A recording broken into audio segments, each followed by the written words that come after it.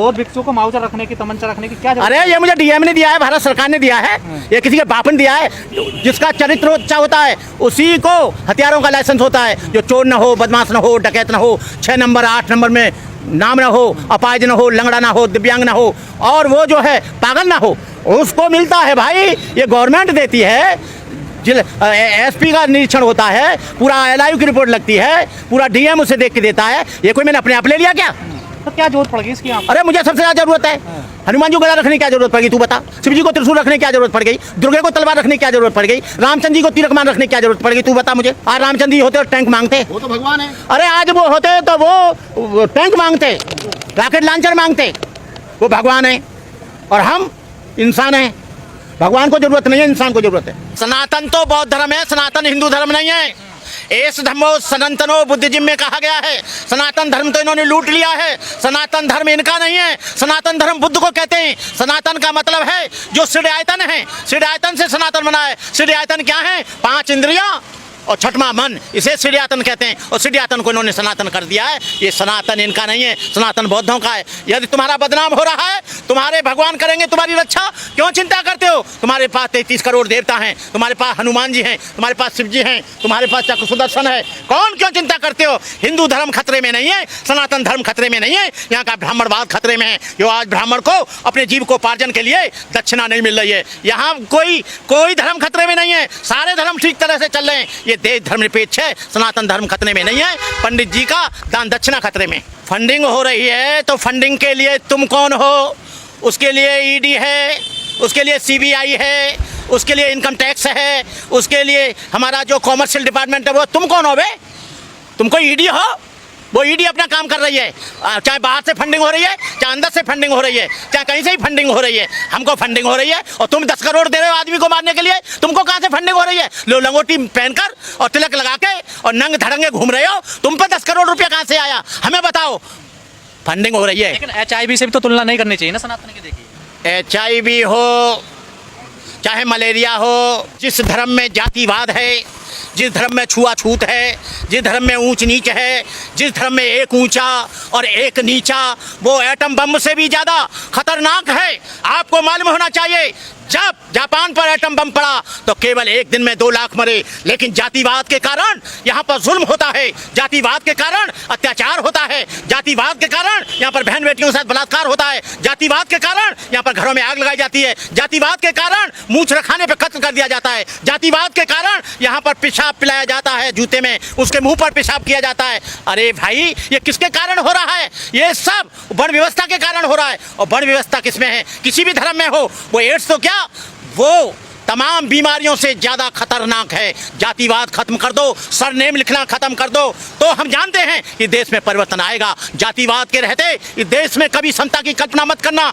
जातिवाद के रहते हुए यहाँ पर न्याय की कल्पना मत करना, जातिवाद के रहते यहाँ स्वतंत्रता की कल्पना मत करना। यहाँ पर जातिवाद के रहते यहाँ पर एक आदमी ऊंचा एक आदमी नीचा। यादव एक प्रोफेसर को बिहार में कुर्सी पर नहीं बैठने दिया गया। आपको मालूम होना चाहिए, यहाँ पर मेघवाल को मारा गया, यहाँ पर मनीषा वाल्मीकि के साथ बलात्कार हुआ, 4 लोगों ने गैंगरेप किया, तब वो उसका कुछ नहीं हुआ। यदि इनके समाज की कोई हो जाए तो उसे हाईलाइट कर देते हैं, मोमबत्ती घूम कर दिखाते हैं, इंडिया गेट पे वो दिखाते हैं। लेकिन वो बेटी भारत की नहीं है, वो बेटी भारत की है। कहने का मतलब है ये कुछ दिन इंतजार और कर लें, हम तैयारी कर रहे हैं। हम इनसे इस व्यवस्था को खत्म करने के लिए सब कुछ करेंगे। हम पुराने बौद्ध भिक्षु नहीं हैं जिनको पहले पुष्यमित्र सुंग ने गला काट कर मार डाला था। आज बौद्ध भिक्षु भी जाग गया है, बैकवर्ड भी जाग गया है, मुसलमान भी जाग गया है, ईसाई भी जाग गया है। इस देश को किसी भी हालत में ना हिंदू राष्ट्र बनने देंगे।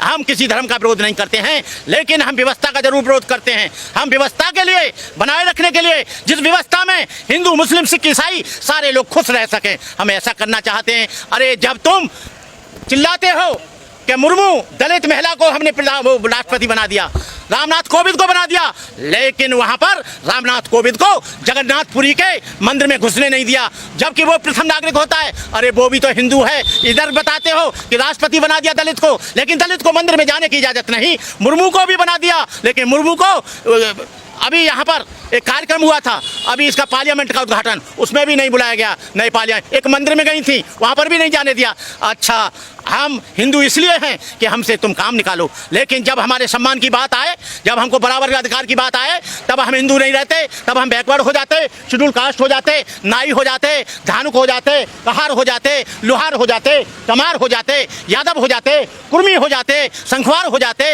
अहरवार हो जाते, तब हम लोग हिंदू नहीं। जातिवाद खत्म हो जाएगा, उसी दिन हिंदू धर्म खत्म हो जाएगा। जातिवाद और वर्ण व्यवस्था की रीढ़ पर डॉक्टर अम्बेडकर ने कहा था कि हिंदू धर्म खड़ा है। जिस दिन वर्ण व्यवस्था खत्म होगी उस दिन हिंदू धर्म खत्म हो जाएगा। आप चाहते हो हिंदू धर्म खत्म होना चाहिए? हम नहीं चाहते, लेकिन वर्ण व्यवस्था को खत्म करना चाहते हैं। वो अच्छा होगा तो रहेगा, खराब होगा तो मिटेगा। आज भी आपको बताएं, यहाँ पर जो है मुसलमान बहुत कम 700 मुसलमान आए थे मोहम्मद बिन कासिम के समय में।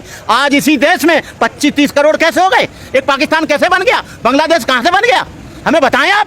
वो सब वो रहे हैं जो हिंदू धर्म को छोड़कर आज ईसाई हो रहे हैं, मुसलमान हो रहे हैं, सिख हो रहे हैं, क्योंकि उनको वहाँ समता नहीं मिलती, उनको वहाँ भाईचारा नहीं मिलता। आप उदयनिधि स्टालिन और ए राजा की बात का समर्थन करते हो? हम पूरा समर्थन करते हैं, तन मन धन से समर्थन करते हैं। आपकी गर्दन की भी गोली लग जाएगी 2-4 करोड़? हमारी गर्दन की 2-4 करोड़ में लग जाए, 100 करोड़ में लग जाए, हम जीते जी, हमें कोई नहीं मारेगा। हम मावजा लटका के घूमते हैं। आप बौद्ध भिक्षु है, आतंकवादी मावजा लटका? हाँ, बौद्ध भिक्षु हैं, लेकिन बौद्ध धर्म किसी की हत्या की इजाजत नहीं देता। उनमें और आप में क्या फर्क रह गया? हमें उनमें ये अंतर है, हम आत्मसम्मान के लिए कर रहे हैं, वो उस व्यवस्था को ऊंच नीच को कायम रखने के लिए कर रहे हैं।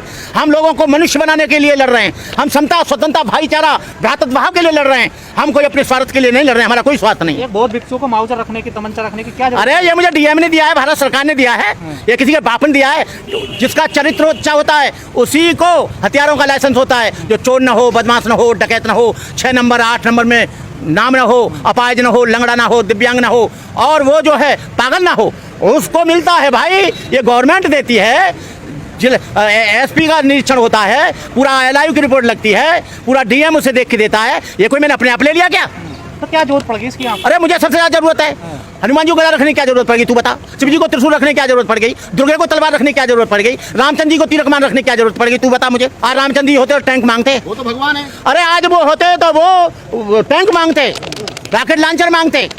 वो भगवान है और हम इंसान हैं। भगवान को जरूरत नहीं है, इंसान को जरूरत है।